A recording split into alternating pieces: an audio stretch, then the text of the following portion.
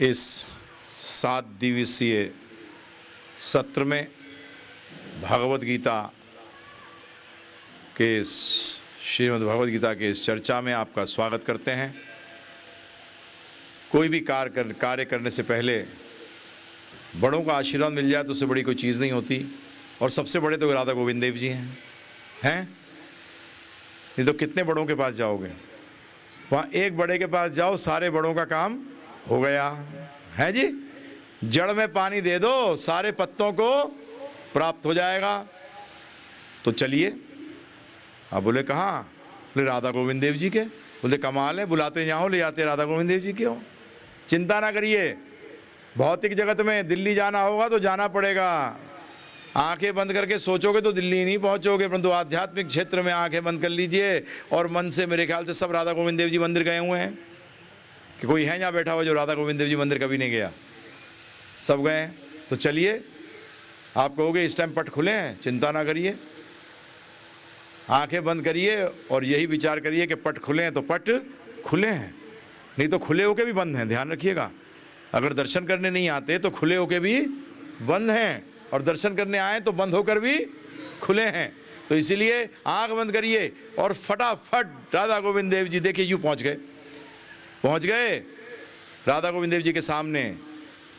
कृपा करके आंख बंद रखिए, अंदर की आंख खोलिए, भगवान के दर्शन चरणों से प्रारंभ करिए। मुंह पर मत देखिएगा, सीधा चरणों से प्रारंभ करिए और आस्ते आस्ते ऊपर उठिए और आस्ते आस्ते उनको निहारते हुए उनकी बांसुरी तक आए और फिर उनके मुखार विंद के दर्शन किए। इसी तरीके से राधा रानी के दर्शन किए और इसी तरीके से जुगल जोड़ी के दर्शन किए। विशाखा ललिता जी जो उनके साथ उनकी मुख्य सखियां खड़ी हैं, उनके दर्शन किए। प्रणाम करिए और भगवान से मांगिए कि हे भगवान, हे श्री श्री राधा गोविंद देव जी, ही श्री श्री गुरु गौर निताई, हे प्रभुपाद, हे समस्त भक्त वृंद, हम पे कृपा करो कि हम इस 7 दिवसीय सत्र के पहले दिन जो सुने उससे पूर्ण लाभ प्राप्त कर सकें, जो कि है श्री श्री राधा कृष्ण श्री श्री गौर निताई की अनन्य शुद्ध प्रेममयी भक्ति। इस इच्छा से प्रणाम करते हुए उठिए और वापस आ जाइए। बहुत बहुत धन्यवाद। आप लोगों को धन्यवाद आप क्यों दे रहे हो? क्योंकि आपने आज्ञा का पालन किया, उससे मुझे भी लाभ हो गया प्रभु जी, कि मैं इतने लोगों को दर्शन कराने ले गया है प्रभु जी। इसे कहते हैं बैठे बिठाए लाभ। तो आपको ट्रिक बताता रहूँगा इन 7 दिनों के अंदर कैसे बैठे बिठाए लाभ ले सकते हैं, समझे प्रभु जी? तो अब आगे बढ़ते हैं। तो पहले तो प्रारंभ करने से पहले इतना बता दूं, जिससे कि आपको, जो कहते हैं ना, पहले व्यक्ति के पास जाओ तो अगर कंफर्टेबल नहीं हो, एट ईज नहीं हो, तो आपको मज़ा नहीं आता, कुछ लेन देन बराबर नहीं होता। तो ये बताते हुए कि मैं अपने बारे में थोड़ा सा इसलिए बताऊंगा कि जिससे कारण कि आपको लगेगा कि अगर ये कर सकता है तो मैं तो कर सकता ही हूँ। हाँ, इसीलिए बता रहा हूँ प्रभु जी, और कोई बात नहीं है। ब्राह्मण कुल में जन्म जरूर हुआ, पिताजी मेरे फौज में अफसर थे, बचपन से कॉन्वेंट स्कूल्स में पढ़ा हूँ, संस्कृत का कोई विद्यार्थी नहीं था कि बचपन से पंडिताई कर रहा हूँ। हाँ, ब्राह्मण कुल में जन्म जरूर हुआ है। पढ़ने के बाद होटल मैनेजमेंट किया, जनरल मैनेजर रह चुका हूँ 5 स्टार होटल का। परंतु बचपन से कुछ जिज्ञासाएं थी, वो जिज्ञासाएं थी कि लोगों का भला करना चाहता था। पिताजी फौज में थे और सोचता था अमीर लोग जो हैं ये सबसे ज़्यादा नुकसान करते हैं गरीबों का, ये सारा पैसा ले जाते हैं, इसलिए गरीबों के पास पैसा नहीं होता, इसलिए वो दुखी होते हैं। तो मैंने सोचा था कि सारे अमीरों को लूटूंगा, डकैत बनूंगा। तो जाके बंदूक चलाना सीखता था, क्योंकि आर्मी में, फादर आर्मी में थे, तो प्रभु जी आराम से सीख सकते हो, जाके रेंज पे पहुंच जाओ, जब हर टाइम चलती रहती है वहाँ, तो कि चल मुझे भी सिखा। परंतु फिर भगवान ने ऐसी कृपा करी कि पढ़ने के दौरान कुछ इंडिया के टॉप इंडस्ट्रीज़ के लड़कों से दोस्ती करा दी, तो देखा कि उनके पिता की तो बहुत बुरी हालत थी। एक गरीब बगैर बिस्तर के सो तो सकता था, परंतु इस व्यक्ति को जब तक कि स्लीपिंग पिल नहीं खाएगा, सोने की गोली नहीं खाएगा, तो सो नहीं पाता था। तो मैंने कहा तो ये कौन सा बढ़िया हुआ, ये भी दुखी है और वो भी दुखी है। तो ये जिज्ञासा जो है वहाँ रुक गई कि ये तो डकैत बनने से तो फ़ायदा, क्योंकि पैसा तो इसके बाद इतना होने के बाद भी ये सुखी नहीं है, तो फिर सुख कहाँ है। तो इसी के बारे में चर्चा करेंगे ये 7 दिन। तो ये बताते हुए कि जब जरूरी नहीं कि आप पैदा ही हो, कि पंडित के घर में पैदा होगे तभी आप इस ज्ञान को ले सकते हो। हम भगवत गीता के ज्ञान के बारे में चर्चा करने जा रहे हैं, जिसको कि अर्जुन ने लिया, और अर्जुन कोई ब्राह्मण नहीं था, क्षत्रिय था। क्या था प्रभु जी? क्षत्रिय था, गृहस्थ था, सन्यासी नहीं था। किसी सन्यासी को यह ज्ञान नहीं दिया गया।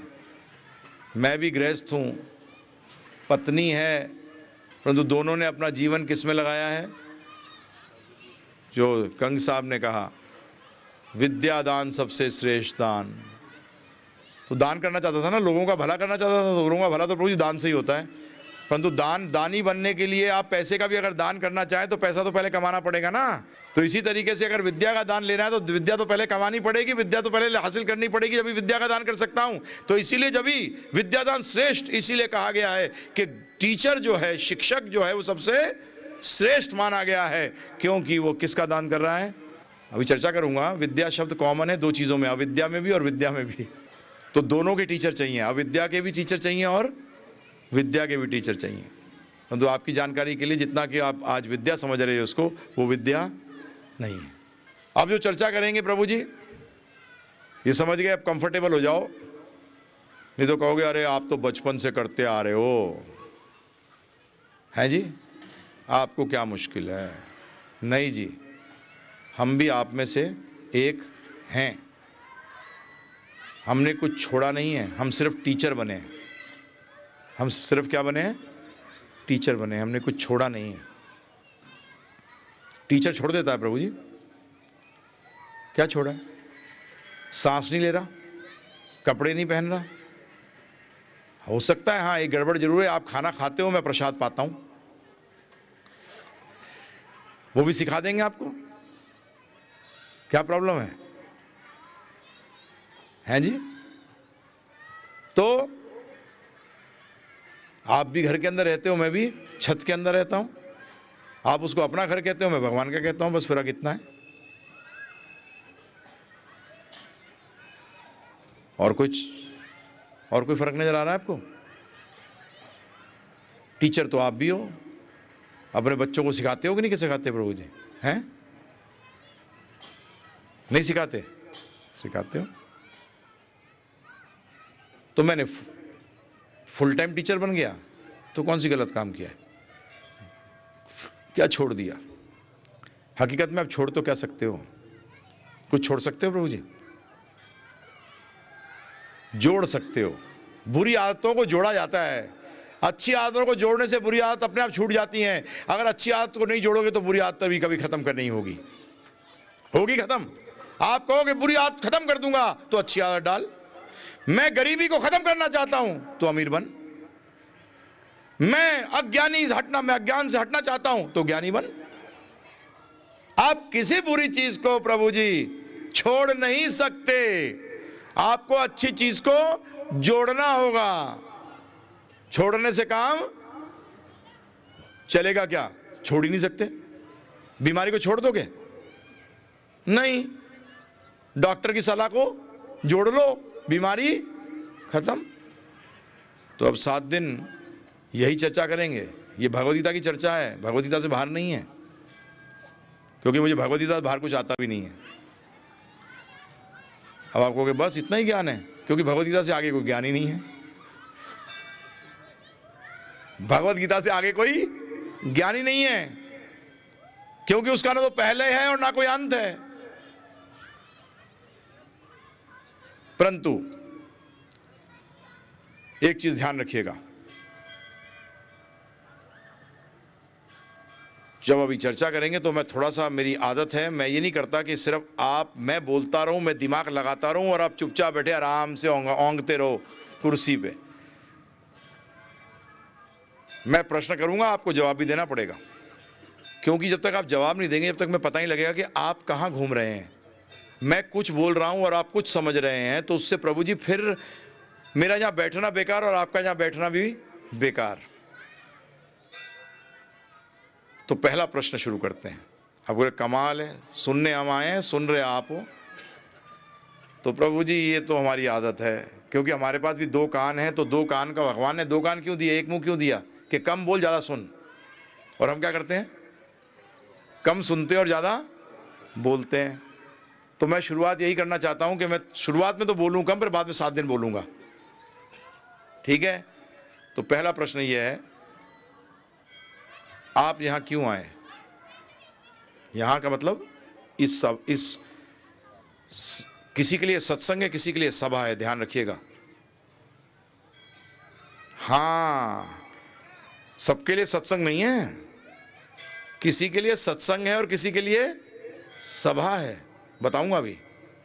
तो मैं जानना चाहता हूं कि आप यहां क्या हासिल करने आए हैं, क्योंकि आप अपना टाइम निकाल के आए हैं प्रभु जी। टाइम से अवेलेबल कोई चीज़ नहीं होती। आज दिल्ली में मैं सुबह लेक्चर दे रहा था, तो उसमें यही बताया, एक से चर्चा हो रही थी, तो मैं यही कहा कि वाई टाइम मनी से ज़्यादा इंपॉर्टेंट क्यों है, पैसे से ज़्यादा टाइम इंपॉर्टेंट क्यों है? क्योंकि पैसे से टाइम नहीं खरीदा जा सकता, परंतु टाइम से पैसा कमाया जा सकता है। समझ गए? टाइम ज़्यादा इंपॉर्टेंट क्यों है पैसे से? क्योंकि पैसे से टाइम नहीं खरीदा जा सकता, परंतु टाइम से पैसा खरीदा जा सकता है। तो प्रभु जी, जो जिस वस्तु को खरीदे वो उससे श्रेष्ठ है ही, और समय को तो कुछ भी नहीं खरीद सकता प्रभु जी। इसीलिए समय का सदुपयोग क्यों करना चाहिए? क्योंकि समय से सब कुछ खरीद लो, परंतु समय से खरीदोगे कब? जब समय की गरिमा को समझोगे। तो इसीलिए आप लोग सब समय निकाल के आए हैं। तो कृपा कर कुछ, वो कहते हैं ना, जब अन्न का व्यापारी होता है तो वो क्या करता है, जब उसके पास 100 बोरियां कोई बेचने आता है तो 2-4 बोरियों के अंदर क्या करता है, वो मार कर गेहूं देख लेता है क्या क्वालिटी है। तो इसलिए मैं 2-4 को आपको मार के देख लूंगा क्वालिटी क्या है। ठीक है जी, परंतु क्वालिटी बता देना प्रभु जी, आपसे अनुरोध यही है कि क्वालिटी बता देना। तो पहला प्रश्न जो मैं कर रहा हूं आपसे, यही कर रहा हूं कि आप यहां क्यों आए हैं, और बिल्कुल ऑनेस्ट रहिएगा उत्तर में, क्योंकि जो आप उत्तर दें उसका मतलब वो आप उस जीवन के अंदर वो चीज के पीछे आप पड़े हुए हैं। यह भी उत्तर हो सकता है कि मुझे उन्होंने बुलाया इसलिए आ गया, क्योंकि जब मैं बुलाऊंगा तो वो आ जाएंगे, है ना प्रभु जी। 13वीं की बैठक में जाकर लोग जाते इसलिए कि इन तो मेरे में कोई नहीं आएगा। अब तू कौन सा देख रहा है कि कोई आएगा। अरे प्रभु जी क्या करें, प्रैक्टिकलिटी तो यही है। तो प्रभु जी बताइए, आप यहाँ आने का आप क्या चाहते हैं? यहाँ जो आए हैं आप, वो किस लिए आए हैं? कुछ चाहत के लिए आएंगे? ठीक है, तो पहला प्रश्न कर रहा हूँ, उसका उत्तर देता हूँ, क्योंकि आप लोग अगर कोई उत्तर इमीडिएटली देना चाहता है तो कृपा करके हाथ उठा के उत्तर दे दीजिए। तो कहने का तात्पर्य ये है कि ये जो मनुष्य जीवन मिला है ये बड़ा दुर्लभ है, हर एक को नहीं मिलता है। बड़ी कभी कभी कृपा होती है भगवान की, तो वो मनुष्य जीवन दे देता है। ठीक है जी, और इसको मोक्ष का द्वार भी। तो आप किस लिए आए हैं यहाँ? उसका मतलब आप ये प्राप्त करने के लिए आए हैं, सत्संग के लिए? सत्संग के लिए, बहुत बढ़िया, सत्संग के लिए। ठीक है। और बिनु सत्संग विवेक ना होई, और राम कृपा बिनु सुलभ ना सोई। अगर आपको विवेक प्राप्त करना है, जैसे आपने विवेक की बात कही, तो बिनु सत्संग विवेक ना होई, हाँ, और राम कृपा बिनु सुलभ ना सोई। ठीक है प्रभु जी, धन्यवाद। बिल्कुल क्लियर, सही है। आपने जो आपके विचार हैं आपने प्रकट किए हैं। हाँ प्रभु जी आप बोलिए। गीता में जीवन का सार है, वो सार वास्तव में क्या है? हमने जो शब्द है दिया उसका आंसर मिलेगा। ठीक, बहुत बढ़िया, वेरी गुड। हाँ जी, मेरे मन में कुछ उलझन है, वो सुलझाने के लिए मैं सोच रहा हूँ कि सुलझ जाएगी। बहुत बढ़िया। 10 घंटे काम करता हूँ और 1 घंटे सुबह भगवान के लिए देता हूँ, तो 1 घंटे में मुझे ज़्यादा शांति मिलती है। तो मैं पूछ करना चाहता हूँ कि मैं वो टाइम बढ़ा दूँ, अगर ज़्यादा टाइम दूँ तो फिर घर चल जाए, कैसे चले, इस प्रकार की कुछ उलझन है जिनको मैं सुलझाऊँ। ठीक है, बहुत बढ़िया, बहुत अच्छा प्रश्न है। देखिए ना, पता लग रहा है ना प्रभु जी किस किस के लिए, आपको भी नहीं सोचा होगा कि किस किस के लिए लोग आए होंगे यहाँ प्रभु जी। हैं प्रभु जी, जिन्होंने आयोजन किया है उनको ही नहीं मालूम होगा, मैं यहाँ बैठा हूँ मुझे भी नहीं मालूम है प्रभु जी। ज्ञान की प्राप्ति के लिए, ज्ञान की प्राप्ति के लिए, वेरी गुड। दिव्य जीवन प्राप्त करने के लिए, बहुत बढ़िया। और कोई बोलना चाहता है? हाथ उठाइए प्रभु जी। आपके प्रवचन सुनने के लिए। बहुत बढ़िया, धन्यवाद। मेरा प्रवचन नहीं है, भगवान का प्रवचन है, मैं तो सिर्फ बोलूंगा, है ना जी। मैं तो माइक हूं, बोलने वाला कोई और है। आध्यात्मिक ज्ञान के लिए, आध्यात्मिक ज्ञान के लिए, ओके। उसका मतलब बाकी बोरियों में गेहूं सेम है ना प्रभु जी। तो बहुत बहुत धन्यवाद, आप सबने मुझे चेक करने दिया आप में झांकने का मुझे अवसर प्रदान किया। तो अब इसी को लेकर आगे चलेंगे। आप लोगों ने एक्चुअली यहाँ क्यों आए हैं, हकीकत ने सबने बताया, परंतु लक्ष्य क्या है वो किसी ने नहीं बताया। जितनी चर्चा हुई है अभी, उसमें सबने यही की बात रखी है ज़्यादा सामने कि हम ज्ञान लेने आए हैं, है ना जी? हम क्या करने आए हैं? ज्ञान लेने आए हैं, है ना प्रभु जी? सबका सार निकाला जाए तो प्रसाद भी प्राप्त करने आए हैं, तो वो बोलो ज्ञान लेने नहीं आए, नहीं, उनको इतना ज्ञान तो है कि प्रसाद पाना चाहिए, है ना? परंतु क्यों ज्ञान क्यों लेना चाहते हैं आप? अच्छा जी, प्रभु जी ने कहा ज्ञान इसलिए लेना चाहते हैं कि हम क्या प्राप्त करना चाहते हैं? आनंद प्राप्त करना चाहते हैं। इसमें इसके प्रति अगर कोई मतभेद है तो कृपा करके वो हाथ उठा दे कि प्रभु जी मैं आनंद प्राप्त करने नहीं आया, मैं तो सिर्फ ज्ञान लेने आया हूं। कोई ऐसा व्यक्ति है बैठा हुआ कि मैं सिर्फ ज्ञान लेने आया हूं, आनंद नहीं लेने आया मैं? आप लोग सब यहां इसीलिए आए हैं कि किसी तरीके से क्या कैसे आनंद प्राप्त हो सके। गलत नहीं है, आप किसी तरीके से भी नाक को पकड़ो, सीधा पकड़ लो या उसको घुमा के पकड़ो, पकड़ तो नाक के चक्कर में हो, उसका मतलब सब के सब यहां आए हैं किससे मोक्ष मुक्ति चाहते हो? आनंद से कि दुखी दुख से? क्यों मुक्ति के बाद क्या मिलता है? मुक्ति क्यों चाहते हो? हाँ, तो उससे क्या मिलेगा? किस चीज से मुक्ति? संसार से क्यों मुक्त होना चाहते हो? नहीं, क्यों मुक्त होना चाहते हो संसार से? नहीं, क्यों मुक्त क्यों होना चाहते हो संसार से? इसलिए कि भाई भगवान की भक्ति तो कर चुके, जितनी करनी थी। हाँ, तो मोक्ष की प्राप्ति चाहिए। क्यों? कि भाई है जो अब क्या करना है जी करके? नहीं, क्यों जी करके क्या करना है? भगवान की भक्ति करनी। हाँ, भगवान की भक्ति कर ली तो जी का क्या करना है? तो और भक्ति करो। और भक्ति कर रहे हैं, अब मोक्ष की प्राप्ति। मोक्ष किस चीज से मोक्ष? भगवान से मोक्ष के भक्ति से मोक्ष? नहीं, संसार से। संसार से क्यों मोक्ष? बस अब क्या करना है जी करके ज्यादा? क्यों? उसके बाद जीने से क्या होता है? दुख होता है, सुखी होते हो? नहीं होता है। तो फिर क्यों क्यों छोड़ना चाहते हो? कमाल है। नहीं, दुख तो नहीं होता है, लेकिन क्या है कि अब तो संसार से। तो फिर मोक्ष किस लिए? संसार के लिए। अरे अच्छी चीज से क्यों मोक्ष ले रहे हो? क्यों? अब क्या करना है? तो क्यों अच्छी चीज से मोक्ष लेते हैं? भगवान की भक्ति कर ली अच्छी तरह से। हाँ, तो फिर करनी है जो। तो उससे क्या होगा? यहाँ आए ना तो यहाँ भक्ति को सुनते हैं। हाँ। भक्ति का ज्ञान। हाँ। फिर मोक्ष प्राप्त करने के लिए। क्यों मोक्ष चाहते हो? क्यों? हाँ, क्यों मोक्ष चाहते हो? आत्मा की मोक्ष के लिए कि भाई भगवान की भक्ति करने से ज्यादा है जो मोक्ष प्राप्त हो जाना। हाँ, तो इसीलिए भाई अब भगवान की भक्ति कर ले। हाँ, तो क्यों मोक्ष क्यों चाहते हो? अच्छी चीज से मोक्ष क्यों चाहते हो बताओ? अच्छी चीज तो है ही कि भगवान की भक्ति के लिए है। संसार अच्छा है कि भक्ति अच्छी है? भक्ति अच्छी है, भक्ति कर। तो उसका संसार अच्छा नहीं है? संसार में रहकर के अब क्या करना है? हाँ, उसका मतलब संसार दुखी जगह है। जब भी आप सब लोग मुक्ति क्यों चाहते हो? भाई भगवान की भक्ति कर रहे हैं। हाँ, भक्ति करके मुक्ति चाहते हैं। हाँ, तो मुक्ति कहाँ जाओगे? मुक्ति चाहकर कहाँ जाओगे? भगवान के चरणों। हाँ, क्यों जाना चाहते हो? संसार में क्यों रहना चाहते? क्यों नहीं चाहते? यही ध्यान रखिएगा। मैंने इतना टाइम इसलिए दिया कि मुक्ति तो चाहते हैं। एक व्यक्ति कहता है मैं बीमार हूं, मैं मुक्ति चाहता हूं। किससे? दवा से। अरे कमाल हो गया, तू दवा से मुक्ति क्यों चाहता है भाई? बीमार रहना चाहता है? नहीं नहीं, मैं दवा चाहता हूं कि बीमारी से मुक्त हो जाऊं। मुक्ति शब्द का मतलब यही है। मुक्त किस चीज से होना चाहते हो? जो सही है या गलत है बताइए आप मुझे। जो गलत चीज होती है उससे मुक्त। शास्त्र क्यों संसार से मुक्ति की बात करते हैं? क्यों बात कर रहे हैं? हकीकत में संसार के, आप ये मुक्ति की बात छोड़िए, आप जाए भगवान के बारे में माने या ना माने, हम सबके सब मुक्ति के चक्कर में हैं। आप कहोगे क्या मतलब?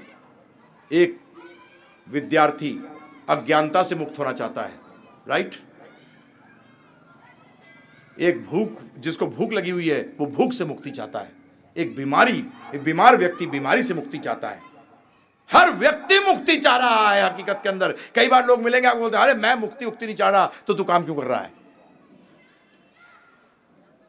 काम क्यों कर रहा है? इसलिए कर रहा हूं कि कल गड़बड़ ना हो जाए। उसका मतलब गड़बड़ से मुक्ति चाह रहा है।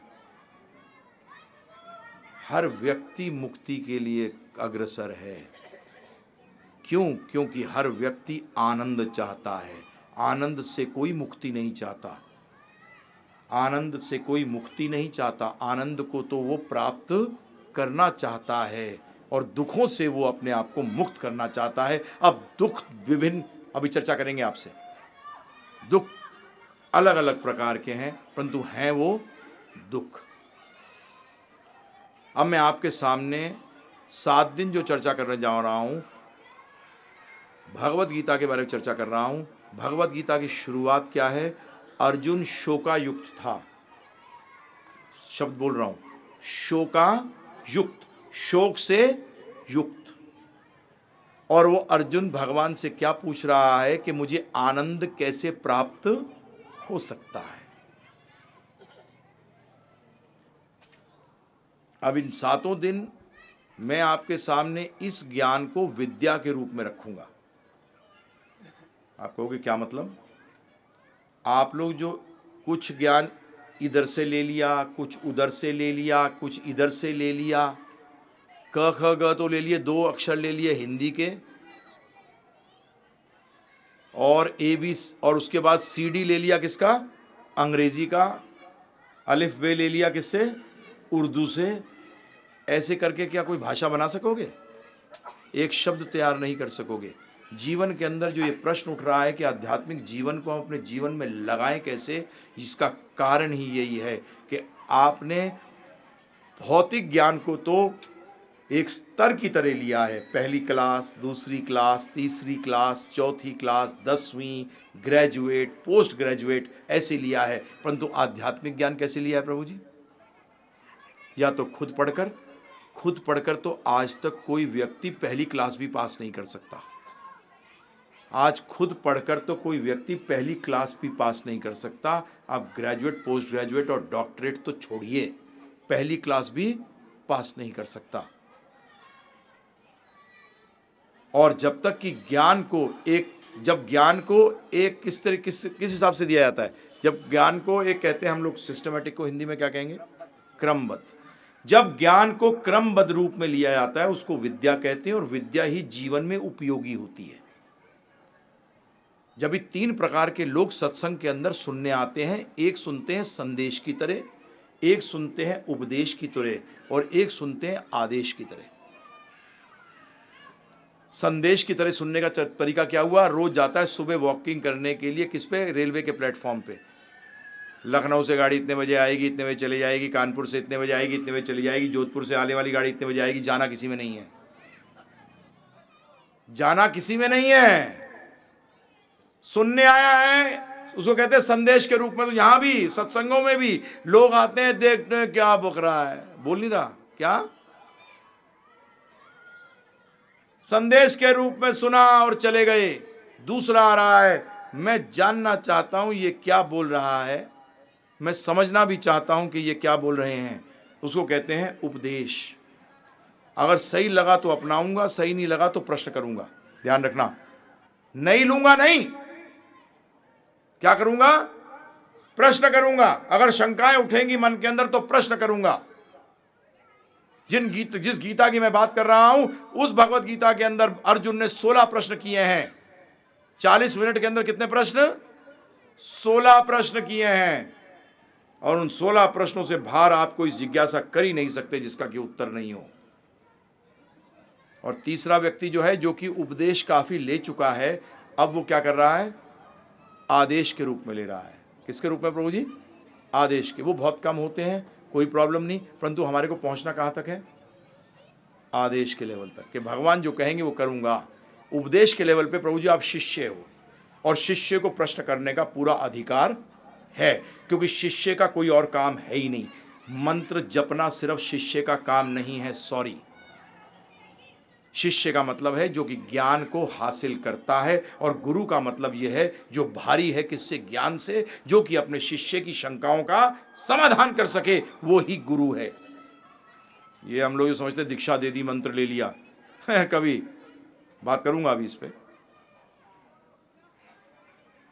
तो ये चीज, तो अब जब मैं क्रमबद्ध दूंगा प्रभु जी, तो आपको जो टीचर पढ़ाने आता है स्कूल के अंदर, तो अपने नोट्स लेके आता है ना प्रभु जी, कि कोई चीज़ मिस नहीं कर जाए। तो आपकी जानकारी के लिए मैं भी इसीलिए नोट्स बना के लाता हूँ कि मैं आपको कुछ बताऊँ तो मिस ना हो जाए, क्योंकि क्या पता फिर चांस मिले या ना मिले। हाँ प्रभु जी, जीवन का क्या पता प्रभु जी, बताइए आप मुझे।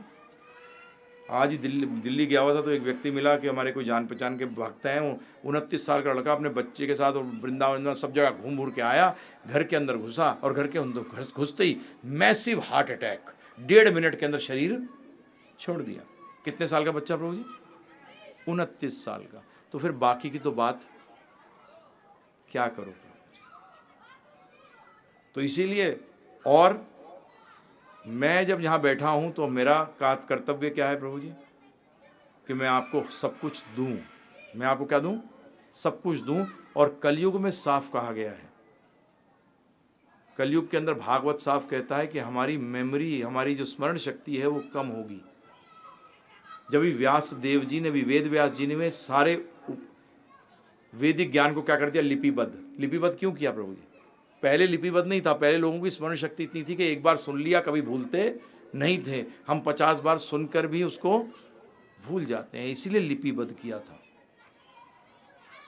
तो मैं भी आपके समक्ष नोट्स बना के आया हूं, तो मैं आपसे भी अनुरोध करूंगा कि इसको ध्यानपूर्वक एक बार सुने। तो अब सुनने का मतलब, क्योंकि सत्संग की बात हुई है, तो मैं 2 चीज़ें पहले क्लियर करना चाहता हूं कि सत्संग का मतलब क्या है और सुनने का मतलब क्या है। परंतु सत्संग का अभी बात नहीं करूंगा, सुनने की बात करूंगा सिर्फ, कि सुनने का मतलब क्या है। आपको सुनने का मतलब सुनना नहीं, सुनने का मतलब, ध्यान रखिएगा, ध्यानपूर्वक सुनिएगा इसको। आप एक व्यक्ति को जिसका नाम कालू है, उसको बोलते हो ए कालू 1 गिलास पानी लेके आ, और वो वहीं खड़ा रहता है। फिर आप दोबारा कहोगे कालू पानी लेके आ, फिर नहीं हिलता। तीसरी बार क्या कहोगे? बताइए ना। बह रहा है क्या? उसका मतलब सुना नहीं क्या? उसका मतलब अगर सुनोगे तो करोगे।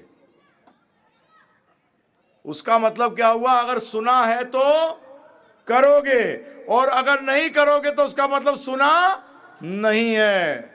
ध्यान रखिएगा। अब व्यक्ति बोल सकता है मैंने सुना तो है, परंतु मेरे अंदर प्रश्न उठ रहे हैं। उसका मतलब करने के लिए ललायत हो, परंतु अभी श्रद्धा पूर्ण नहीं है, शंकाएं मन के अंदर है। तो शंकाओं का समाधान करना भी सुनने के बराबर माना गया है, क्योंकि आप करना चाहते हो। तो मैं आपसे अनुरोध कर रहा हूं कि जब आप सुनने आए हो तो इस उद्देश्य से सुनना कि मुझे पालन करना है। अगर नहीं है तो प्रभु जी फिर वो सुनना नहीं कहलाता। क्योंकि सत्संग में करने क्या आए हो, है ना प्रभु जी? क्योंकि भगवान के दर्शन तो हम मंदिर में भी कर सकते हैं। भगवान को तो इसलिए साथ करते हैं कि हम आपको सुना नहीं रहे। किनको सुना रहे हैं? भगवान को सुना रहे हैं। ध्यान रखना, मैं आपको खुश करने नहीं आया, क्योंकि आप खुश हो ही नहीं सकते। क्योंकि आपको तो खुश कौन कर सकता है? राधा गोविंद देव जी खुश कर सकते हैं, और कोई नहीं कर सकता प्रभु जी। मेरी औकात नहीं है कि मैं आपको खुश कर सकूं। आज गलती हम यही करते हैं कि हम एक दूसरे को खुश करने की सोचते हैं और भगवान को साइड में कर देते हैं। नहीं कर पाओगे, ये सिद्ध करूंगा मैं 7 दिन के अंदर आपको। और भगवान को मानना ये बच्चे का खेल है। अभी मनवा दूंगा आपको, चिंता ना करो आप। बच्चे का खेल है।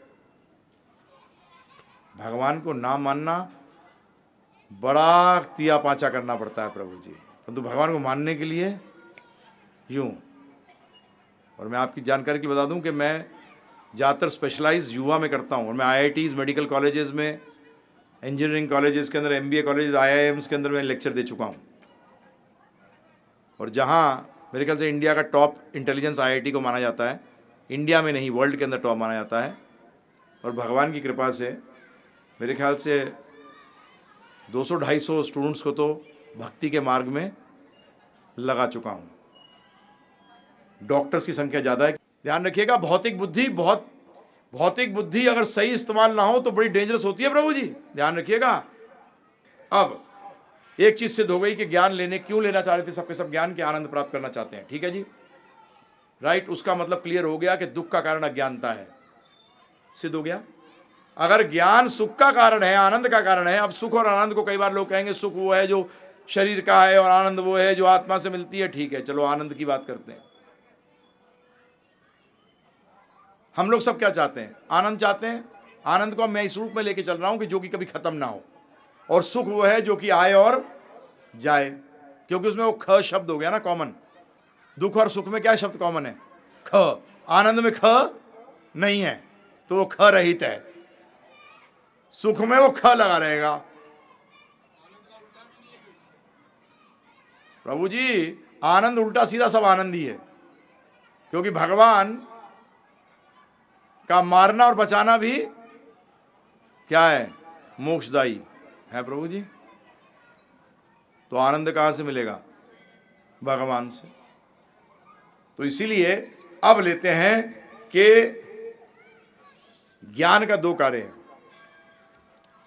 क्या कार्य है? दो काम बताइए। पहला है कि जानना कि आनंद कैसे प्राप्त हो। परंतु इससे पहले ध्यान रखिएगा, ज़्यादातर लोगों की गलती क्या होती है प्रभु जी? ज़्यादातर क्या, 99.9%। आप सब ने जो उत्तर दिया, मैंने कहा आप यहाँ किस लिए आए हो, तो किसी ने उत्तर नहीं दिया कि आनंद प्राप्त करने आए हैं। सब ने क्या उत्तर दिया? ये लेने आए हैं, आत्म साक्षात्कार का ज्ञान, ये ज्ञान, वो ज्ञान, भक्ति, ये वो। परंतु किसी ने ये नहीं कहा कि मैं क्या लेने आया हूँ? आनंद। ये मैं स्कूल में जब कॉलेजेस में के अंदर लोग बच्चों से प्रश्न भी करता हूँ तो मुझे ज़्यादातर बोलेंगे मैं जनरल मैनेजर बनना चाहता हूँ, मैं या दुनिया का सबसे रईस व्यक्ति बनना चाहता हूँ, या ये बनना चाहता हूँ। परंतु अगर उनसे बोला जाए कि तुम्हारा लक्ष्य नहीं है, तुम्हारा लक्ष्य क्या है? आनंद प्राप्ति। क्यों बनना चाहता है वो? उससे क्या मिलेगा? प्रभु जी उससे सेटिस्फैक्शन मिलती है। अच्छा बेटा, बहुत अच्छे वर्ड यूज कर रहा है, संतोष मिलेगा। अच्छा, उससे आगे क्या होगा? उससे अच्छा लगेगा। मैंने अच्छा लगने से क्या होगा? मुझे खुशी मिलेगी। मैंने सीधी बात करा करना। उसका मतलब हम क्या कर रहे हैं? जीवन में क्या चाह रहे हैं?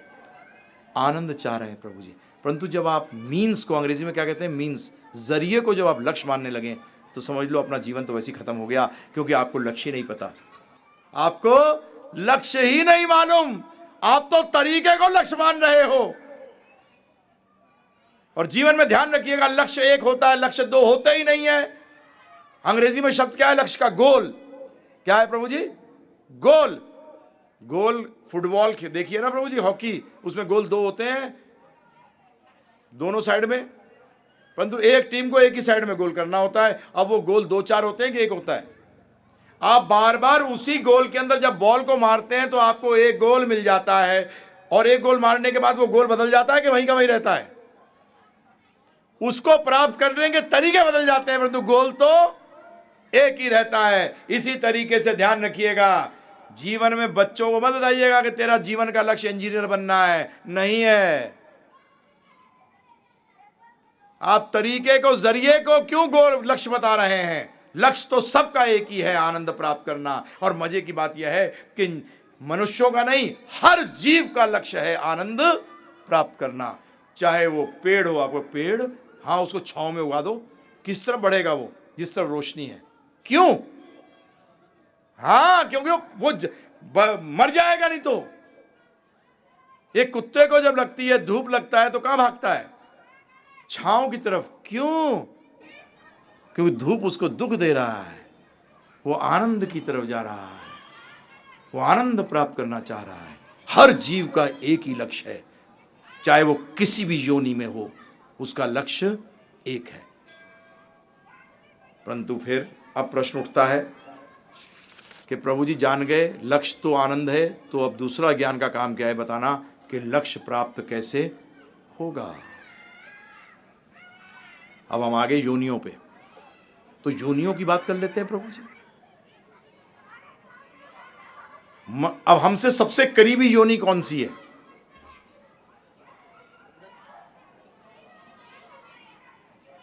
वो भूल जाओ, डार्विन की थ्योरी तो कब से फेल हो गई, वो बहुत पहले फेल हो गई, उसको तो रिजेक्ट कर चुके हैं। अब तो बहुत चीज़ें नई नई आ गई। हिंदुस्तान में वैसे भी हर चीज़ में 30-40 साल पीछे चलते हैं। जिसमें हम आगे चल सकते हैं उसमें पीछे हो गए। आध्यात्मिक ज्ञान में जिसमें हम आगे थे उसमें भी हम पीछे हो गए। चलिए प्रभु जी, करीबी क्या है? आपने बंदर कहा, बिल्कुल सही कहा, परंतु इसको योनि बता दी है, जानवर की योनि। क्या योनि? जानवर की योनि हमसे सबसे करीबी है।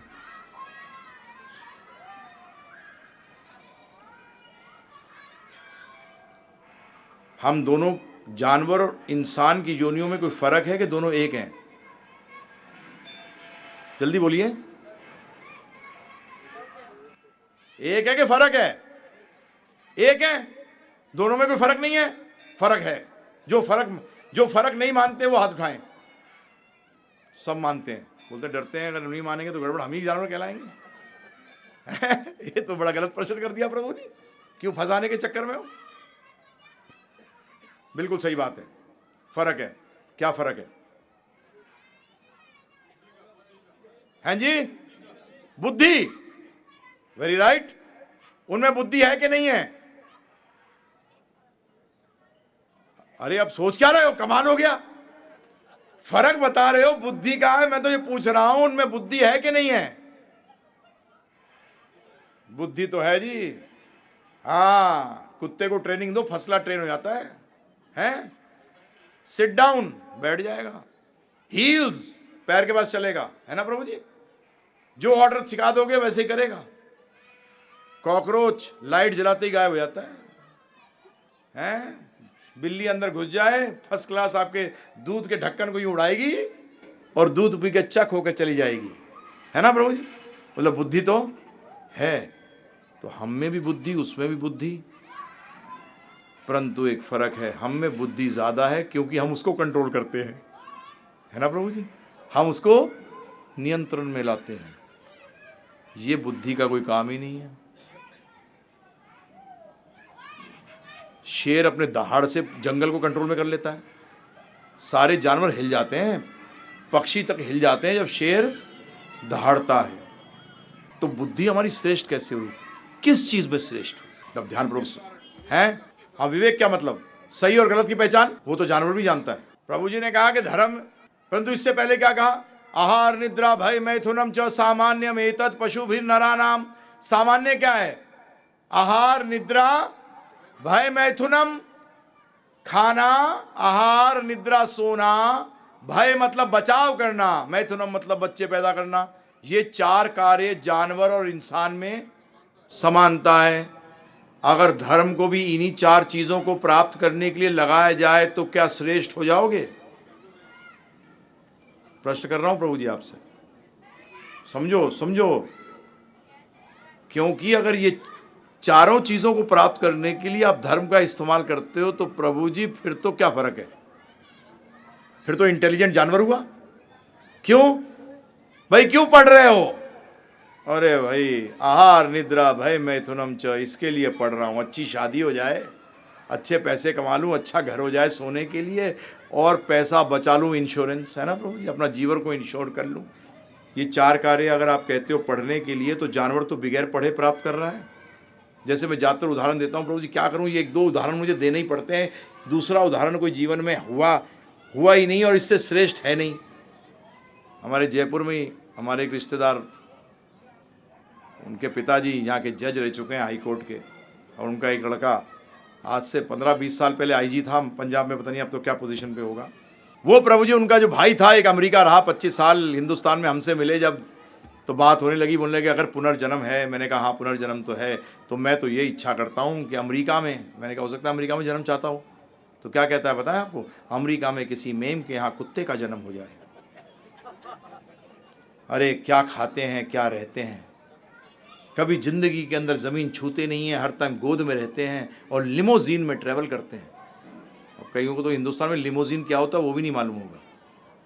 सही बता रहा हूँ प्रभु जी। और वहाँ कुत्ता, लिमोजीन वो गाड़ी, इसके ये सिंबल समझ लीजिए कि 6 दरवाजों वाली गाड़ी, बस मत समझ लेना। हाँ, तो ये बताइए प्रभु जी, क्यों कहा उन्होंने ऐसा? उन्होंने कहा जिन चीज़ों के लिए मैं इतना खटक रहा हूँ वो तो इसको, इस कुत्ते को मेम के यहाँ पैदा हो जाए तो बगैर इतना मेहनत करे, पढ़ना, बिजनेस करना, दुनिया भर के प्रपंच रचना, ये कुत्ता मस्त रहता है। मालिक कह रहा है अरे कुत्ते को अंदर कर लिया, रात को ना कहीं कोई मारवार ना दे। कमाल हो गया, कुत्ते की तुमको रखवाली कर रहे हो, है कमाल है प्रभु जी। मालिक रखवाली कर रहा है कुत्ते की, है प्रभु जी, क्या सिक्योरिटी है प्रभु जी। खाने के लिए दिन भर कौन खड़क रहा है? मालिक। और आराम से बैठ के खा कौन रहा है? कुत्ता। एयर कंडीशन में कौन घूम रहा है? कुत्ता। और इंसान क्या कर रहा है प्रभु जी? उसी का मालिक प्रभु जी, वो खटक रहा है। अगर कहीं बिल्डर हुआ तो कंस्ट्रक्शन साइट्स पे घूम रहा है और कुत्ता आराम से घर में एयर कंडीशन में बैठा है। बताइए प्रभु जी। तो उन्होंने बात तो गलत नहीं कही। मैंने कहा वो तो बिल्कुल भागवत कहती है कि जो इन चक्रों में पड़ा है, जो मनुष्य दिखता तो है परंतु है द्विपद पशु, दो पैरों का पशु, द्विपद पशु। धर्म की चर्चा करेंगे क्योंकि इसी श्लोक पे अगर आपने बात कर ली, धर्म को छोड़िए, पहले अपन आगे चलेंगे विवेक का मतलब क्या है, तो अपने आप धर्म पे आएंगे। हम लोग गड़बड़ क्या होते हैं, जंप कर जाते हैं। जब जंप कर जाते हैं तो हमारी नॉलेज जो है वो इनकम्प्लीट रह जाती है। विवेक से क्या जानना है कि ये दुख जो आते हैं बार बार, इनको मैं बार बार दूर करने की कोशिश करता हूं, परंतु कोई ऐसा तरीका नहीं है जिसको एक ही बार इसको साफ कर दूं, है प्रभु जी? क्या कोई ऐसा तरीका नहीं है? ये बार बार क्यों होते हैं? ये कारण क्या है? एक दुख को दूर नहीं करता, दूसरा पहली लाइन में खड़ा होता है। क्या कारण है? मनुष्य क्या कर सकता है? अब ध्यानपूर्वक सुनिए। विवेक किससे बढ़ता है? ज्ञान से। विवेक किससे बढ़ता है? ज्ञान से। जानवर बगैर ज्ञान लिए इन चारों चीजों में हमसे श्रेष्ठ है। जानवर इंसान से हर चीज में श्रेष्ठ है, सिर्फ एक चीज को छोड़कर, और वह है ज्ञान को अर्जित करना। अगर गली के कुत्तों को यह पता लग जाए कि अगर हम ट्रेनिंग हो जाए हमारी तो हमें सब लोग पाल रहेंगे, तो प्रभु जी सब ट्रेनर के पास पहुंच जाएंगे। क्योंकि हम पेडिग्री की कुत्ता क्यों लेते हैं? अरे ये तो बिल्कुल इसके पिता ये ऐसे थे, इसकी माता ऐसी थी। क्यों? क्योंकि उसको ट्रेनिंग करेंगे तो बिल्कुल ट्रेंड कुत्ता रहेगा। ये गली का कुत्ता तो ट्रेन होता नहीं है, और वो ना तो कोशिश करता है प्रभु जी, ज्ञान हासिल करने की कोशिश नहीं करता। ध्यान रखिएगा, बड़ा अजीब है। हमसे जानवर हर चीज में श्रेष्ठ हैं। क्यों? आप जब किसी के साथ किसी चीज को कंपेयर करते हो, कंपेयर को हिंदी में कहते हैं तुलना। जब आप तुलना करते हो तो श्रेष्ठ से तुलना करी जाती है, हैं? गिद्ध जैसी नजरें, उसका मतलब नजरें में देखने में कौन श्रेष्ठ हो गया? गिद्ध। अरे क्या कुत्ते की तरह सूंघता है भाई, उसका मतलब किससे आपकी तुलना हो रही है? कुत्ते से। कमाल है प्रभु जी। हाथी की तरह खाता है प्रभु जी। घोड़े की तरह भागता है, और लोमड़ी की तरह चालाक है। अरे लोमड़ी ने वहां भी हरा दिया प्रभु जी, लोमड़ी की तरह चालाक है। अब तो मारे गए हम तो प्रभु जी। हर जानवर हमसे हर इंद्रियों के अंदर श्रेष्ठ है, तो हमारी श्रेष्ठता कहां है? ज्ञान लेने में। परंतु अगर हमने ज्ञान लिया और इन्हीं चार चीजों के लिया तो प्रभु जी सारा लिया लाया बराबर हो गया। अभी हमने बात करी थी कि ज्ञान से सुख प्राप्त होता है। अब मैं आपसे प्रश्न कर रहा हूं, पिछले 200 साल के अंदर ज्ञान बढ़ा है कि कम हुआ है? बताइए ना, हैं जी? बढ़ा है। पिछले 200 सालों के अंदर ज्ञान बढ़ा है। दुख बढ़ा है कि कम हुआ है? दुख नहीं समझोगे, रिक्शे वाले से पूछो जाके, दुखी है या नहीं? टेंशन में हूं। नया शब्द आ गया है अब। 4 साल के बच्चे से ही बात करोगे, बेटा क्या है? बड़ा डैडी बड़ी टेंशन में हूं। अबे तुझे क्या टेंशन हो रही है? कमाल हो गया। अब दुख का नया शब्द है, उसको कहते हैं टेंशन, है ना प्रभु जी? अब बताइए मुझे, पिछले 200 साल में ये बढ़ा है कि कम हुआ है? आप बोलो 200 साल छोड़ो, अभी जो आप बुजुर्ग लोग हैं ये 50-60 साल पीछे देख लो प्रभु जी, ये बढ़ा है कि कम हुआ है प्रभु जी? बढ़ा है। उसका मतलब ये तो बड़ा अजीब सिस्टम हो गया कि ज्ञान बढ़ा है और दुख भी बढ़ा है। ओहो, कभी विचार किया प्रभु जी? क्योंकि ज्ञान बढ़ने से तो सुख बढ़ना चाहिए, परंतु सुख तो नहीं बढ़ा। उसका मतलब ये तो ज्ञान नहीं है, क्योंकि अगर ज्ञान होता तो इसको सुख देना चाहिए था। इसने तो दुख दिया है और दुख तो अज्ञानता देती है। परंतु प्रभु जी कुछ प्रॉब्लम है, इसको ज्ञान नहीं कहते तो अच्छा नहीं लगता। सोना 24 कैरेट का नहीं है, 8 कैरेट का है, परंतु है तो इसको अब प्योर करना पड़ेगा। कहाँ तक लाना पड़ेगा? 24 कैरेट तक।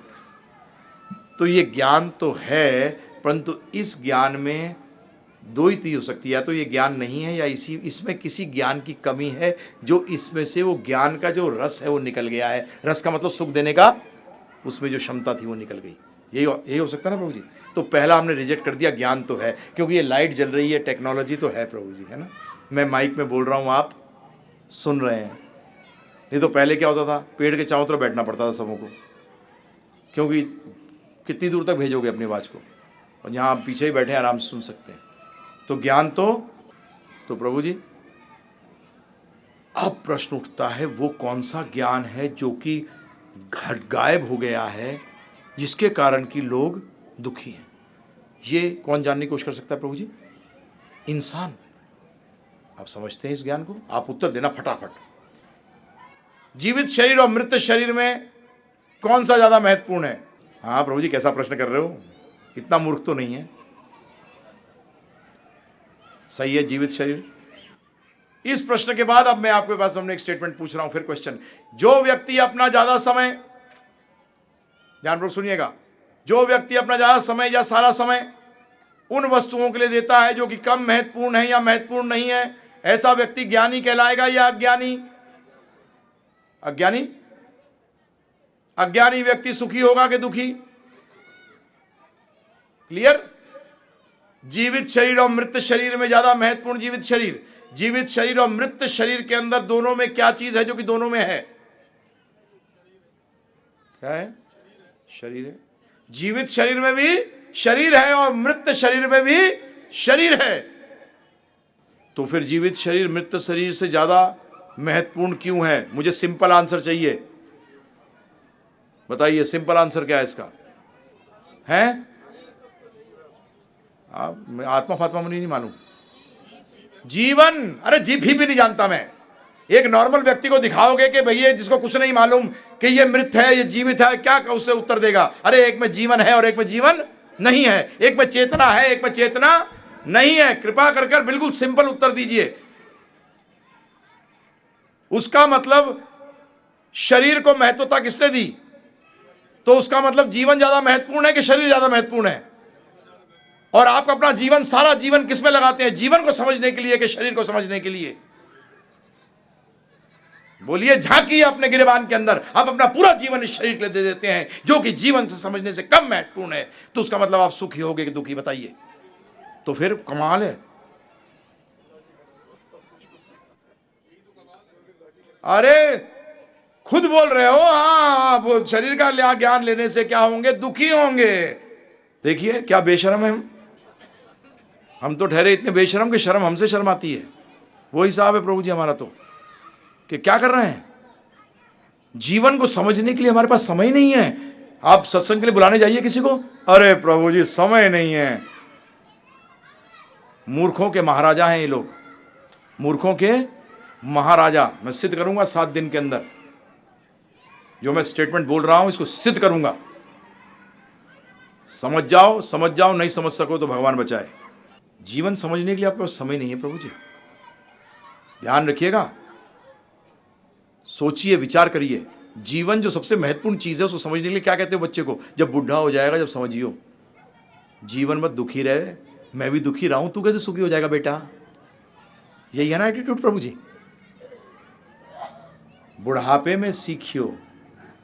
तो आज मैं चर्चा कर रहा था दिल्ली के अंदर, तो एक पॉइंट निकल के आया लेक्चर देते अंग्रेजी का एक बड़ा अच्छी चीज़ लगती है प्रभु जी। अंग्रेजी भाषा में एक बड़ी अच्छी चीज़ है, जब उनसे पूछो कि आप किसी से पूछो कि बेटा कि इसकी व्हाट इज 6 महीने के बच्चे का पूछो व्हाट इज द एज, इसका उम्र क्या है, तो इंग्लिश में क्या जवाब आता है? 6 months ओल्ड। कितना, क्या प्रभु जी? 6 महीने का बुढ़ा। और बिल्कुल सही, क्योंकि 6 महीने उसका जीवन कम हो गया है, वो 6 महीने जीवन के करीब आ गया है। एक अस्पताल में अगर कोई व्यक्ति पड़ा हो और उसको बोले कि यार तो 6 महीने का मेहमान है, उसको लोग देखने आना ही बंद कर देते हैं। बोले मरना तो है इसको यार, क्या बार बार टाइम खराब करेंगे। तो मैं भी लोगों के बारे में सोचता हूँ, मरना वाला तो है, क्या टाइम खराब करूं? गलत है सही है बताइए? क्या दिमाग है हम लोगों का प्रभु जी। जीवन को समझने के लिए समय नहीं, आनंद लेने के लिए समय नहीं, दुखों का भंडार क्रिएट करने के लिए हमारे पास समय है।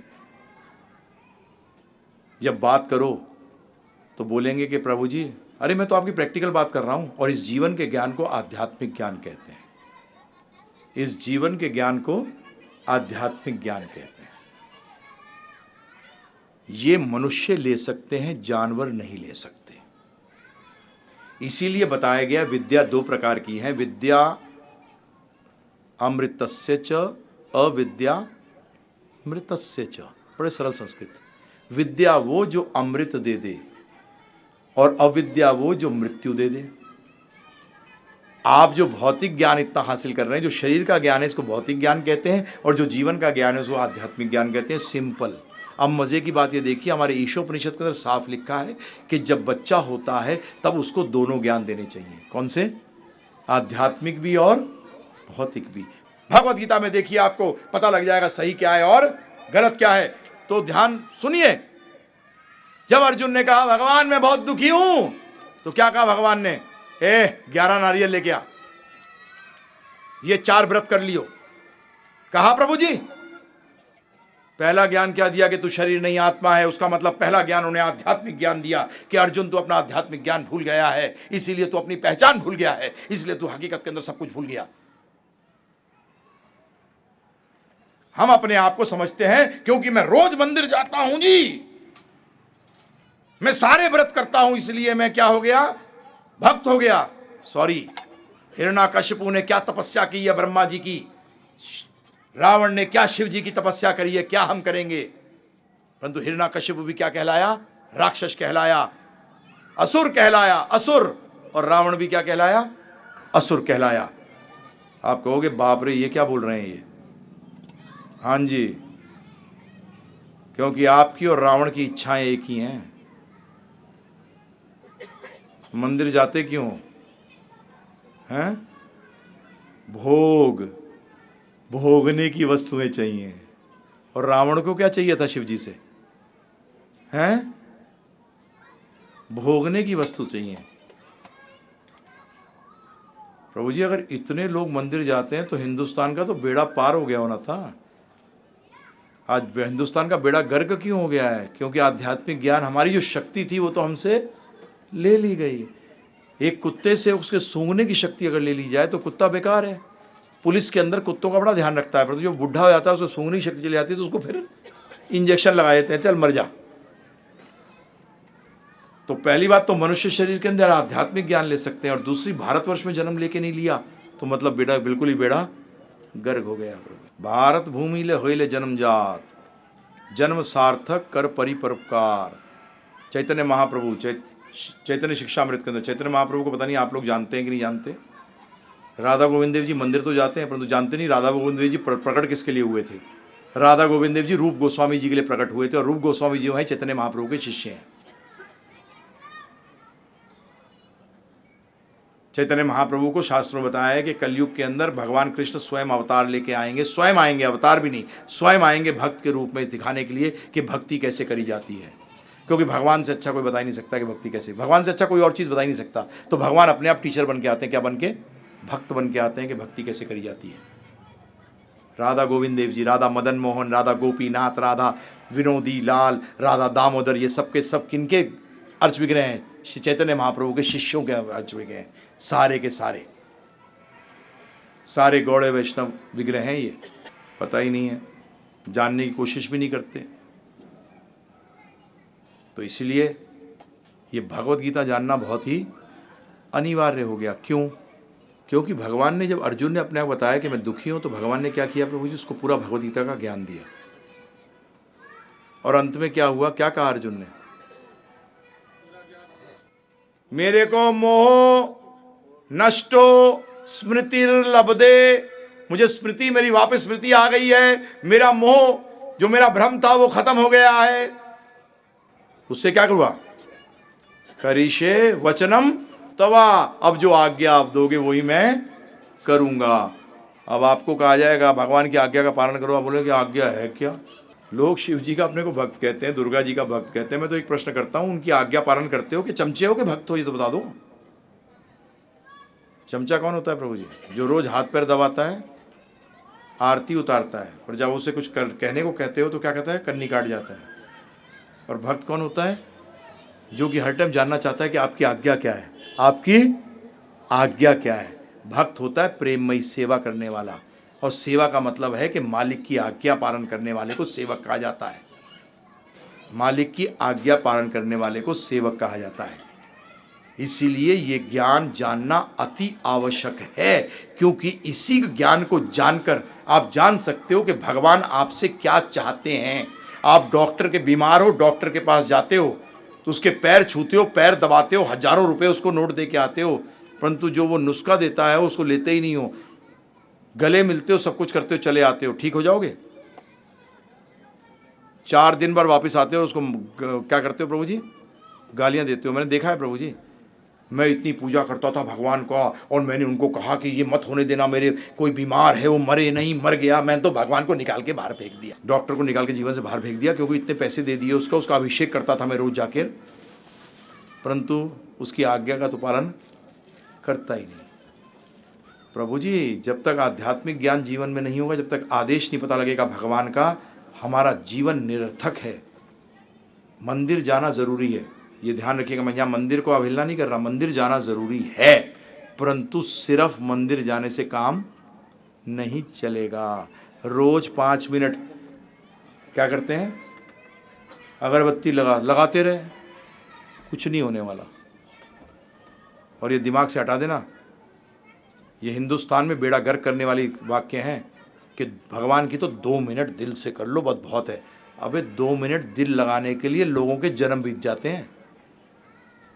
2 मिनट भगवान में दिल लगाने के लिए जन्म जन्मांतर बीत जाते हैं।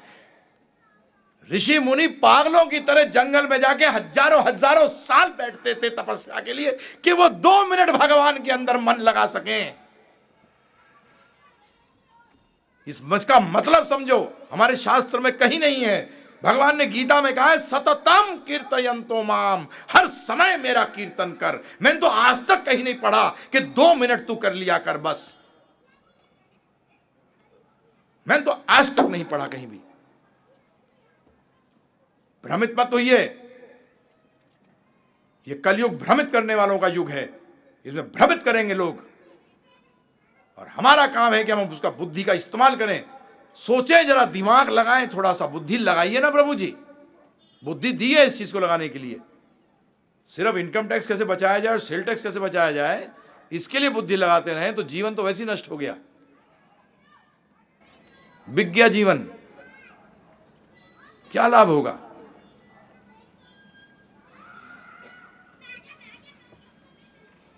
तो मंदिर आना आवश्यक, परंतु ज्ञान लेना अति आवश्यक। मैं 27 साल से प्रचार कर रहा हूँ, तो मंदिरों में रहा, तो कई बार लोग पूछते थे हमें क्या करना चाहिए मंदिर में आके। मैंने कहा जो लड़के नज़र आ रहे हैं ना, ये सब गेरुआ पहन के जो नज़र आ रहे हैं, सफ़ेद पहनकर जो आपको लग रहे हैं, ये इनसे आते ही प्रश्न करा करो, तुम्हें 99% भागते हुए नजर आ जाएंगे।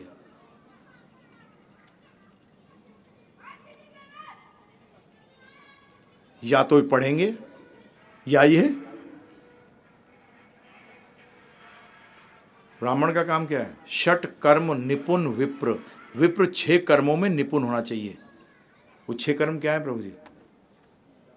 ज्ञान लेना, ज्ञान देना, यज्ञ करना, यज्ञ कराना, और दान लेना और दान देना। हाँ, यह लेना ही लेना नहीं है कि भैया आने ही दो। हाँ, प्रभुपाद जी कहते थे हमें ब्राह्मण को सुबह 1 लाख रुपए मिलेगा, शाम तक उसने सारा दान में लुटा दिया होगा, शाम को फिर पास जाओ भाई कि 1 लाख दिया था सुबह, और वो तो 7 दिन में बट गया। मैंने खूब प्रसादी बना दी, भगवान को भोग खिलाया और भक्तों को प्रसाद। अब तेरे पास क्या है? तो कुछ चेंज भी नहीं बची। संग्रह करना काम क्षत्रिय, उसके बाद लोअर लेवल ज़्यादा संग्रह के चक्कर में कौन? वैश्य। शूद्र में तो दिमाग ही नहीं होता। शूद्र बताऊँ कौन है? जो इन तीनों की सेवा करता है उसको शूद्र कहते हैं। मैं जनरल मैनेजर था 5 स्टार होटल का, मैं शूद्र था। मैं जनरल मैनेजर था 5 स्टार होटल का, मैं शूद्र था। क्योंकि मैं किसके लिए काम कर रहा था? वैश्य के लिए। तो वैश्य के लिए जो काम कर रहा है वो क्या है? शूद्र है। सिंपल। तो प्रभु जी जानिए, ये आपको शरीर मिला है ज्ञान लेने के लिए। और कौन सा ज्ञान? दोनों ज्ञान की बात कर रहा हूँ। और ये कब से शुरू होना चाहिए? 5 साल की उम्र से। ये शास्त्र कहते हैं, भागवत कहती है। भागवत सुनते हो ना प्रभु जी? प्रहलाद महाराज ने कहा है 5 साल की अवस्था से ये दोनों ज्ञान लेने चाहिए, दोनों। परंतु हम लोग आध्यात्मिक ज्ञान, पागल है, ये उम्र है तेरी, तो ज्ञान कौन सी उम्र में लिया जाता है जी? आज हमारे हिंदुस्तान का बेड़ा गर्क क्या हुआ? ज्ञान का स्थान ही नहीं है कोई। ज्ञान का कोई स्थान ही नहीं है। कहाँ गीता का ज्ञान दिया जा रहा है प्रभु जी? बताइए आप मुझे। आज मैं ये क्यों पहला लेक्चर में लेता यही हूँ कि आप क्यों अगले 6 दिन आए? आप आगे 6 दिन क्यों आए? क्योंकि ये ज्ञान तो आपको कहीं और मिलने वाला है नहीं, और क्रमबद्ध हम आपको देने जा रहे हैं। तो आज यही सिद्ध कर रहे हैं ये आध्यात्मिक ज्ञान लेना कितना आने वाले है। इसको लिए बगैर, हकीकत में बता दूं मैं आपको, आप जीवन में कभी सफल हो नहीं सकते। क्योंकि सफलता का एक ही मतलब है, आनंद प्राप्त करना।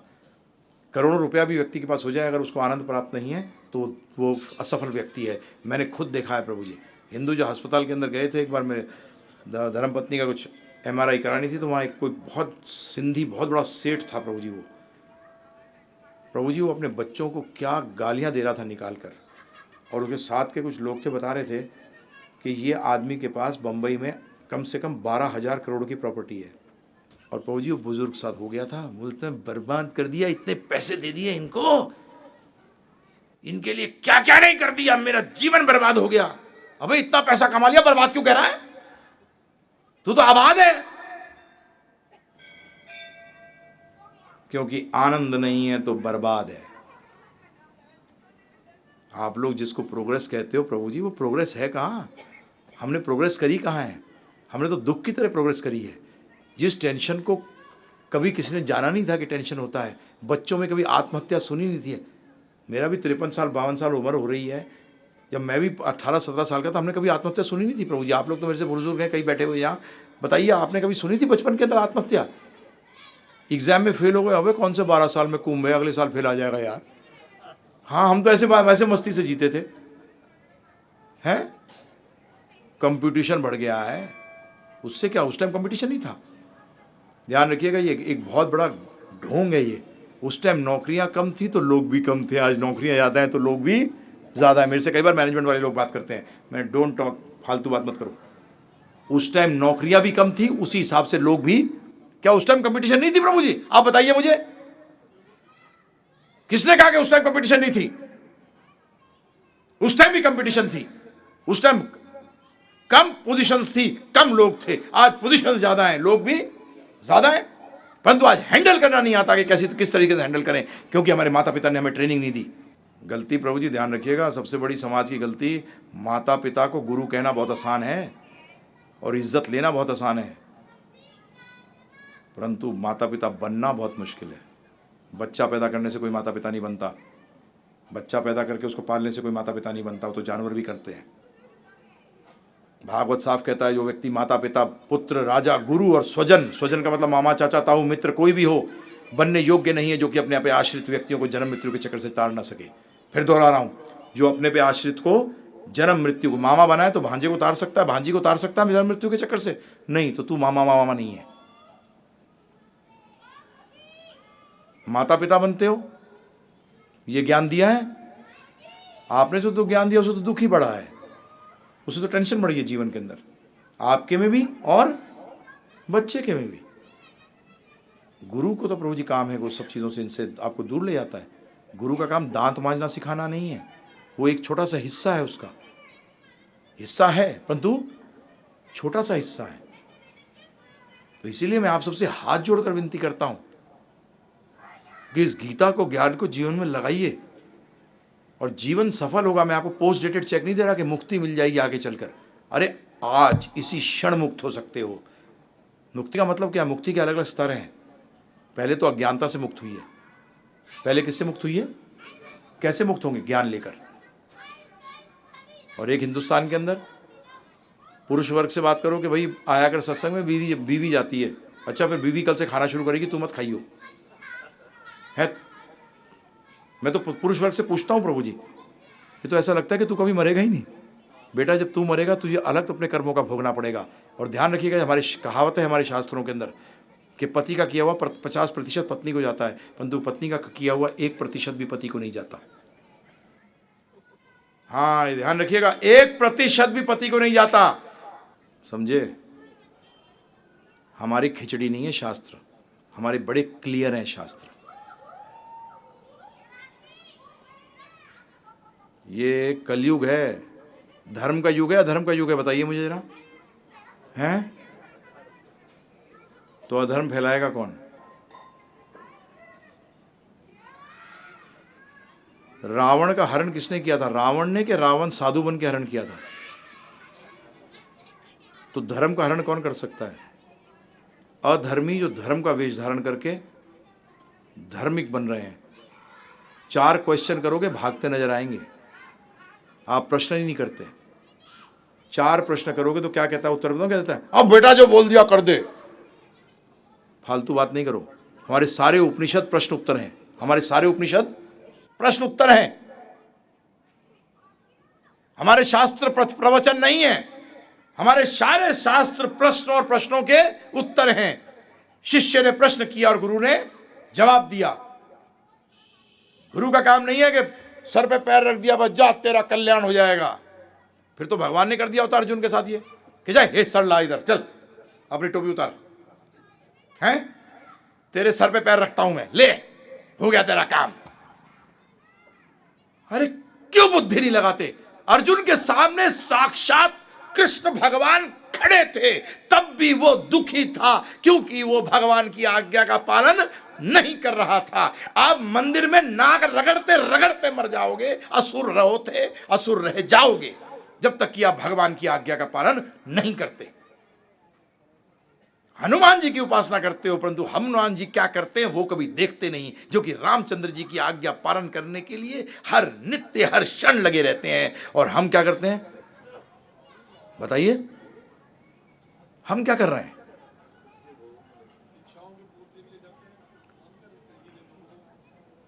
बिजनेस है।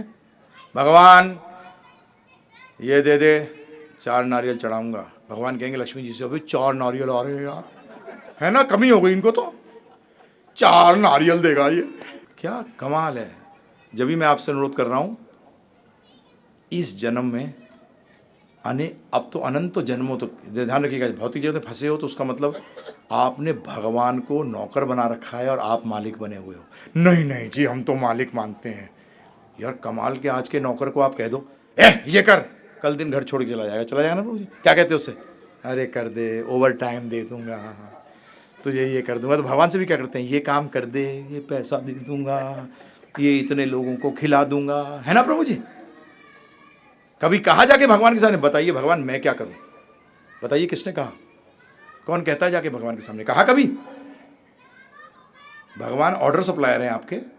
ए परचूनी वाला जरा 2 किलो भेजियो भैया ये। तो भगवान के साथ भी क्या है? थोड़ा जरा स्टाइल से बोलते हैं, भगवान ये कर दे, ये ले ले।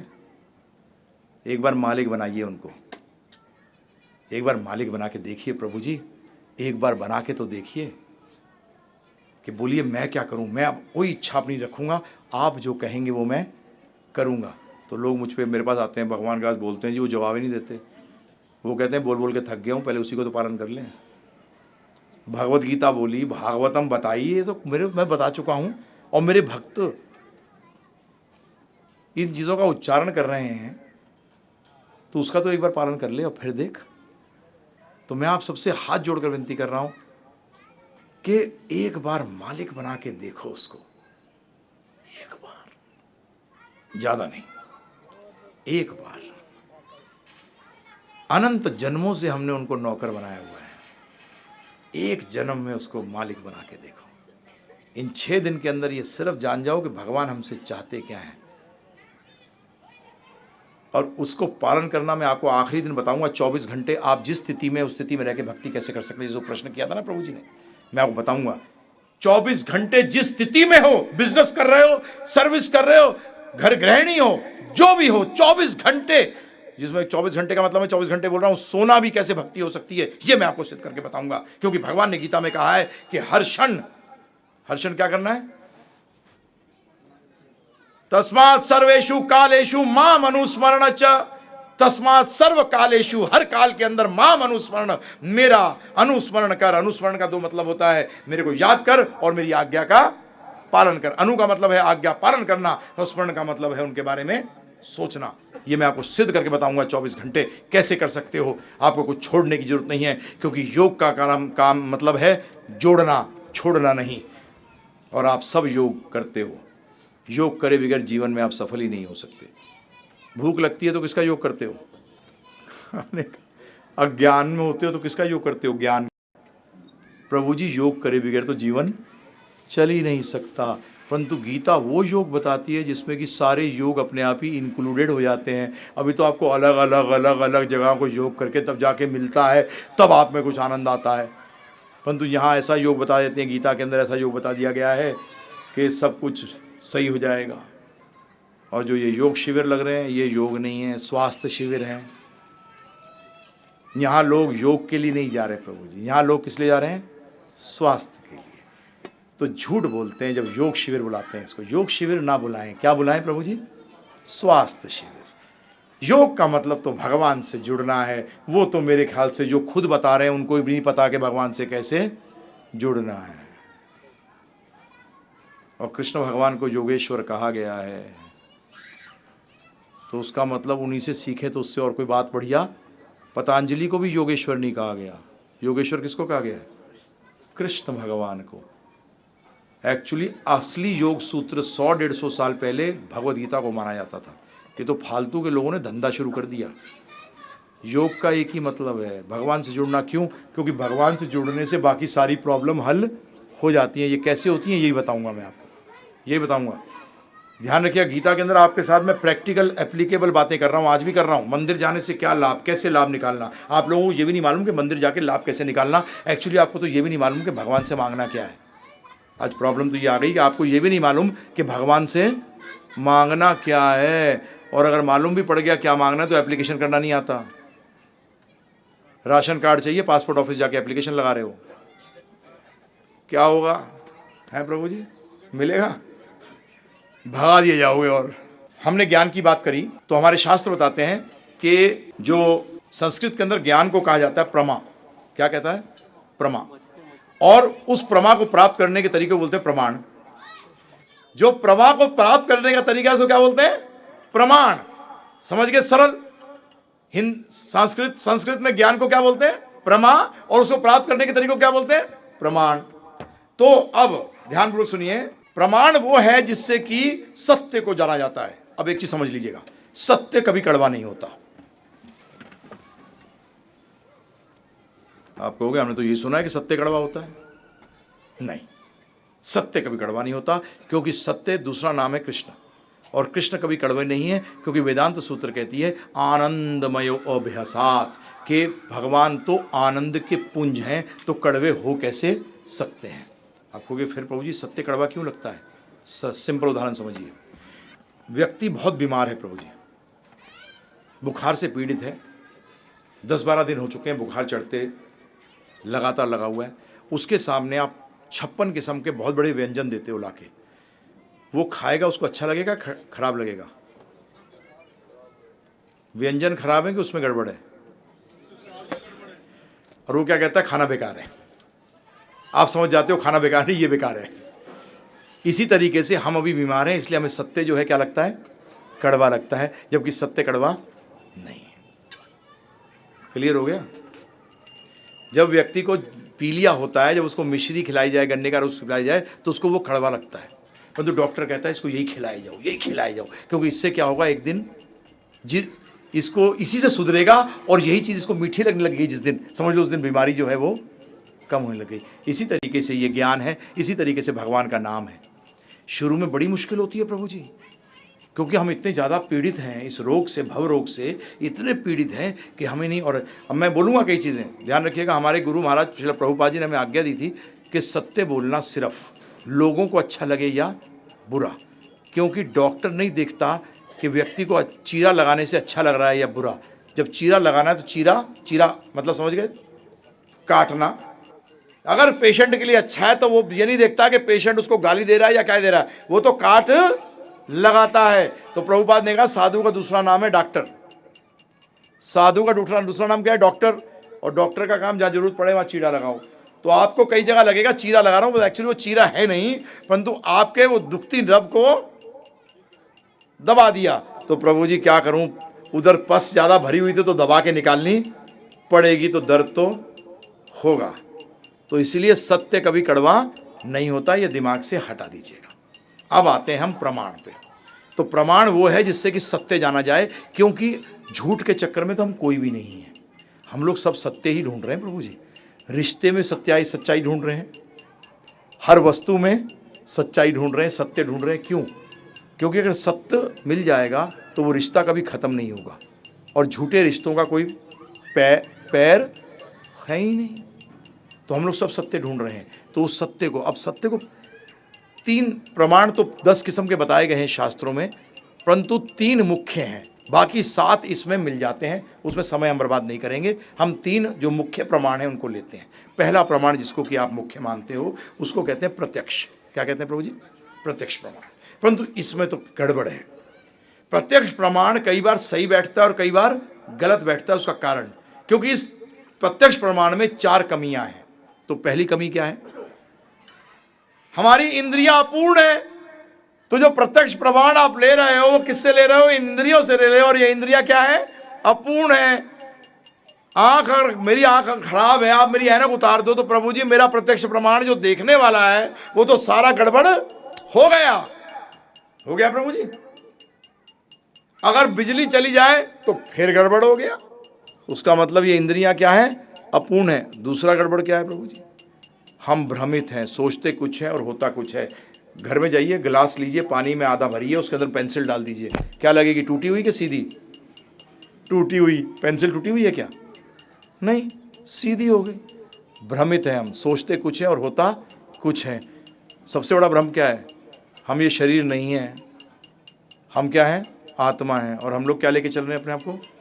शरीर। सबसे बड़ा भ्रम।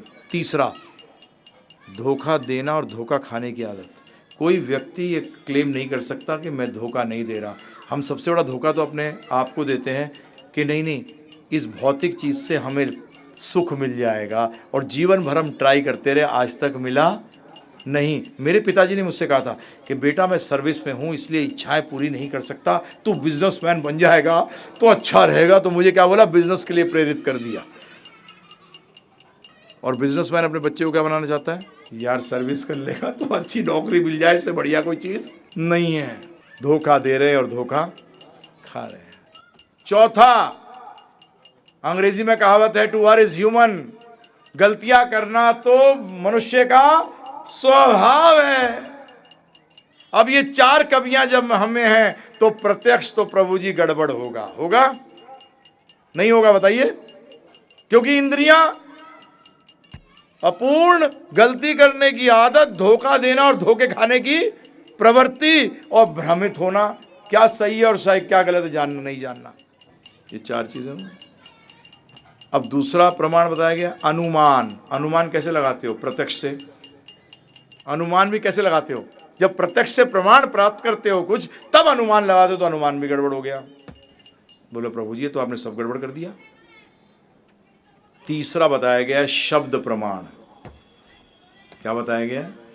शब्द प्रमाण। शब्द 2 प्रकार के, एक मनुष्य के द्वारा जिसको कहते हैं पौरुष्य, और दूसरा कहते हैं अपौरुष्य।